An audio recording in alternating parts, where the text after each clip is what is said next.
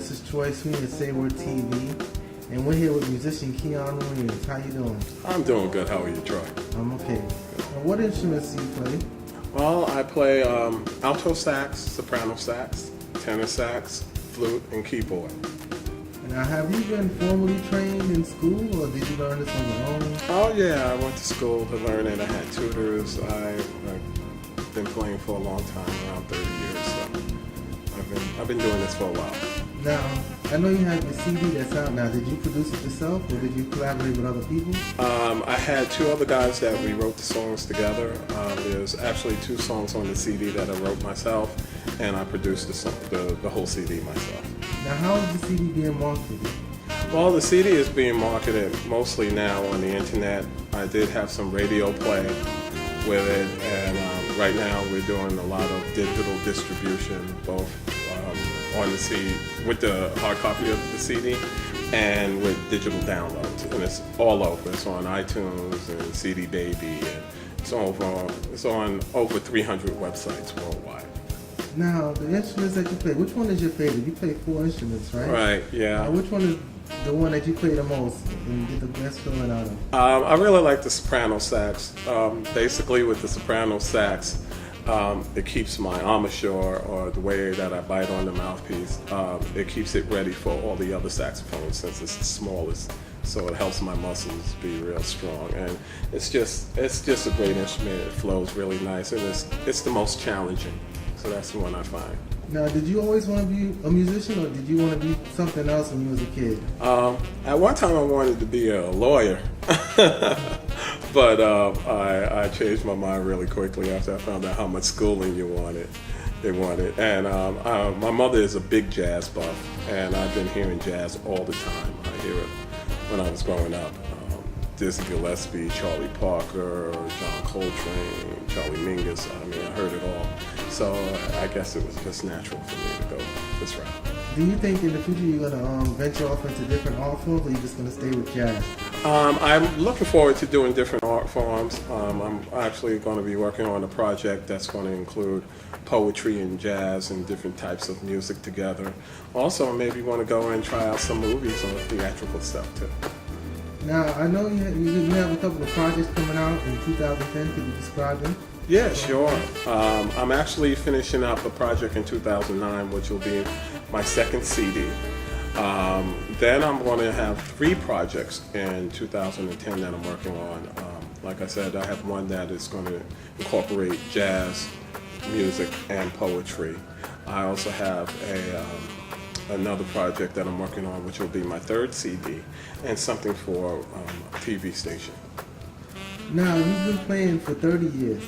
Now, you just got a deal. Were you trying to pursue a deal before, or you were just doing it as a hobby and just because you loved it, or how did this business venture come about? Actually, I was doing a lot more writing than playing.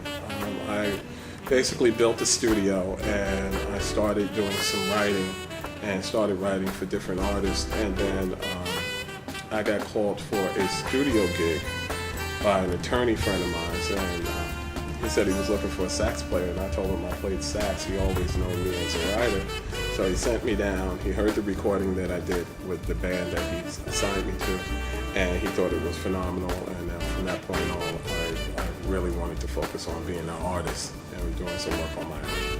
Now, how much formal training did you get? I mean, because I know when you said you wanted to be a lawyer and you realized how much school you had to take, it turned you away. So, I mean, how much formal training did you get in music? Well, I mean, I went to college for it, and I also, I think the biggest thing that I found that was the biggest help to me is I got a personal tutor.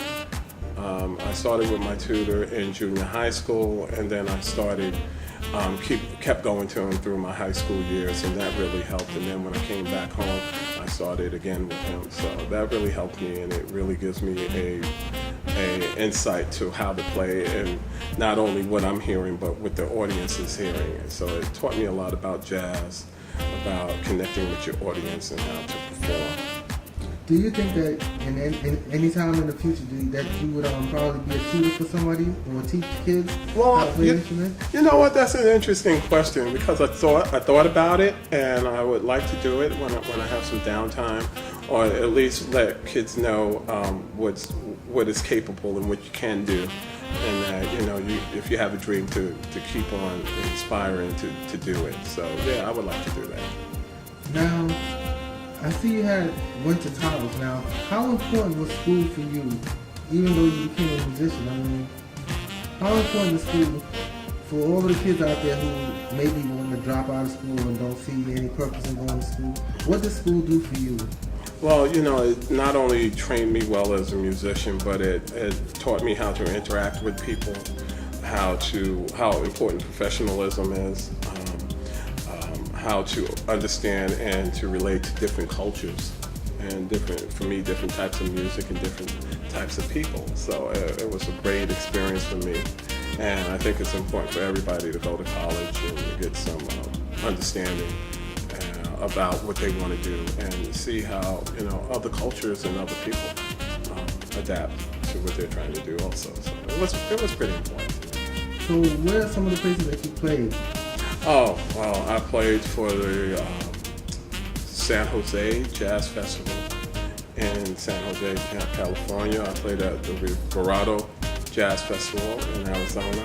I played at many clubs here, all from the bitter end, Kenny's Castaways, the Blue Note. I played a lot of places in New York, and I've been trying to play in other places. I also played in Reno, Tennessee. So I've been trying to play all over, and I'm trying to go international now also. What's your favorite place to play so far? Oh, I have so many. I love California. It was great. It's a rough crowd, but I love California. I love New York. These are my people here. I grew up in New York. I was born in New York, so I do love New York. Also, I like the European scene too. Europe is nice. They have a big appreciation for jazz, so I do appreciate that too, and I do like it. Now, if you wasn't playing music, what would you be doing now? Who knows? I think I would probably be doing computers, because that's what I do on my downtime. I have a certification in computer operations, and I did computers for about 15 years before kind of getting off computers and going to be a musician full-time, professionally. Now, for all the kids out there who are looking to be musicians, what kind of advice would you give them? You have to take it seriously. You have to enjoy it. And just like professional basketball players or football players will go out there and they're taking jump shots or they're learning how to juke and that kind of stuff. It is a form of repetition, and that you have to keep on practicing and doing things that is not that much fun, like scales and chords, so that you can do things that are really fun, like improvise and play songs. And I had a tutor that told me, if you can play the scale and make it sound like a song, then you're doing something. So that's what I would advise them to do. How can people get in touch with you to follow you? Oh, that's a great question too.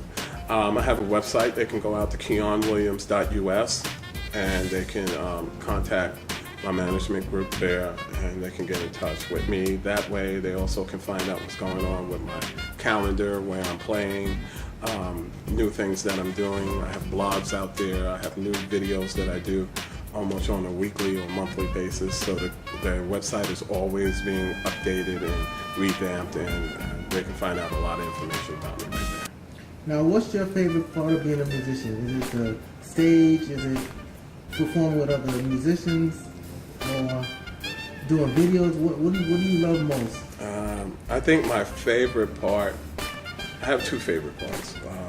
One is taking nothing and creating something out of it. So I think the songwriting is really, it fulfills my dream. So that, and also performing. I like to be out there on the stage, connecting with the audience, and actually, hearing the crowd and having people appreciate what I do, and of course appreciating them also. So. Do you have any last words for the kids out there?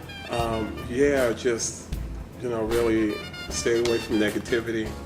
No matter what you're going to do, be the best at it. Let it be something positive, and just realize that nothing is out of touch. Nothing is impossible. So just keep that in mind, and keep guarding your heart, and keep yourself focused. I want to thank you for your time, and I wish you the best in the future. Okay, thank you so much, Troy.